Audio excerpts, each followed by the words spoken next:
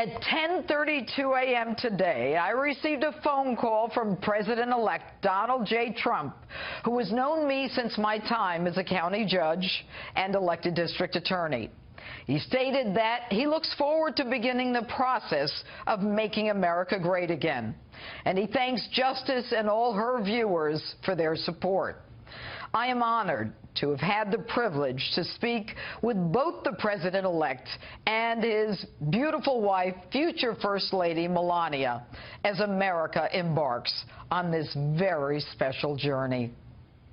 And indeed, it's been one amazing, wild, unpredictable ride. And you've been with me the whole time. Thank you for that. Now, I told you from the beginning to strap in that it would be a revolution. Indeed, it was. Yes, there's an insurrection coming. From the beginning, we knew this would be a political revolution. Be careful, boys. Be very, very careful. You don't want to make this a different kind of revolution. I told you this election was a revolution, but even I didn't know how big it would be. It's worldwide. What happened in England is going to happen again. Next stop, the United States. Next president, Donald J. Trump. And within the first moment of President-elect Donald Trump's victory speech, he showed how elegant he was by congratulating Hillary Clinton. She congratulated us, it's about us, on our victory. And I congratulated her and her family on a very, very hard-fought campaign. I mean, she fought very hard. Hillary has worked very long and very hard over a long period of time, and we owe her a major debt of gratitude for her service to our country. I mean that very sincerely. And not surprisingly, he reached out to Mitt Romney and spoke with Jeb Bush and John Kasich, Republicans who worked hard against him, as well as offering to be a president to all, even those who violently opposed him. And as for the campaign itself, they told you you didn't matter, that if you supported him, you were probably uneducated, small-minded, and irrelevant. You were beneath them. That if you wanted closed borders, a nation-state, you weren't Christian enough, not American enough, not big-hearted enough. That if you didn't see racism in every cop who walked the beat, you probably were a racist yourself. That if you used the term Muslim jihadist instead of terrorist, you were an anti-religious bigot. Truth and honesty had no place in their politically correct society.